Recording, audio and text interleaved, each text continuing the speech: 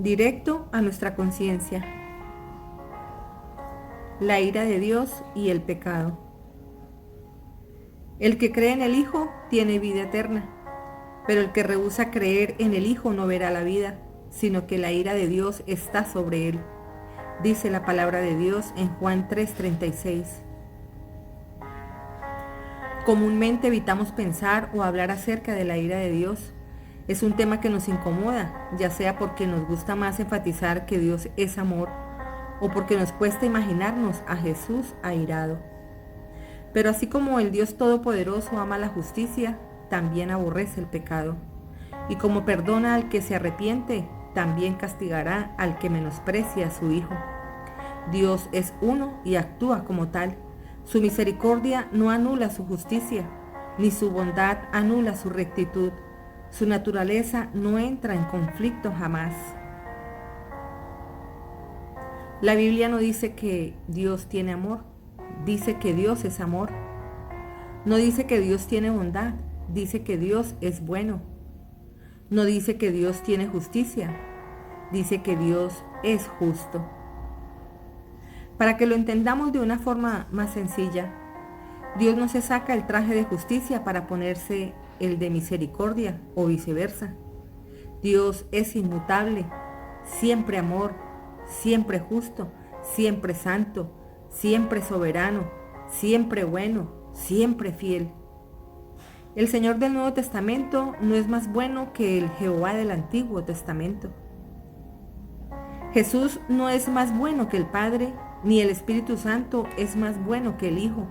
Los tres son uno y el mismo Dios. Tres personas iguales en esencia inmutable. Hoy es tiempo de la misericordia y de la gracia. Esto es verdad, pero la gracia se fundamenta sobre la justicia. Esto quiere decir que el perdón se fundamenta sobre la sangre de Cristo derramada en expiación. Nuestra salvación y paz se fundamentan sobre el duro castigo y la devastadora ira divina que cayó sobre Cristo.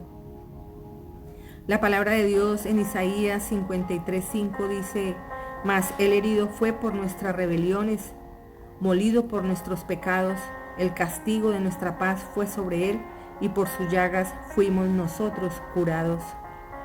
O como dice otra traducción, él fue traspasado por nuestras rebeliones y molido por nuestras iniquidades, sobre él recayó el castigo, el precio de nuestra paz, y gracias a sus heridas fuimos sanados. Fue para cumplir la justicia divina que Jesús vino y murió en la cruz, no para pasarla por alto. La única forma en que nosotros fuésemos salvos era que Jesús satisfaciera la justicia divina, es decir, que el castigo de la ira divina cayese sobre él y no sobre nosotros. Dijimos anteriormente que Jesús vino a librarnos de su propia ira. En Juan 5:22 dice: porque el Padre a nadie juzga, sino que todo el juicio dio al Hijo. Por eso en Apocalipsis 6:16 al 17 dice: y decían a los montes y a las peñas: caed sobre nosotros y escondednos del rostro de aquel que está sentado sobre el trono y de la ira del Cordero, porque el gran día de su ira ha llegado, y ¿quién podrá sostenerse en pie? Todo aquel que no se arrepienta de sus pecados, menospreciando así la gracia de Dios, quedará fuera de la justificación de Cristo y quedará bajo la aplastante justicia de Cristo. El justo juicio divino exige la condenación del pecador no arrepentido. A la luz de esta verdad, te invito, amigo, a revisar el concepto y la convicción de tu salvación, porque si Cristo realmente no es tu justicia, estarás bajo la santa ira de Dios y por la eternidad. Así que, amigos y hermanos en Cristo, sigamos rogando al Dios Todopoderoso que guíe nuestras vidas día tras día en la instrucción y en el conocimiento de su palabra, y así nos dé entendimiento y convicción de que somos sus hijos, no solo por creación, sino también por redención.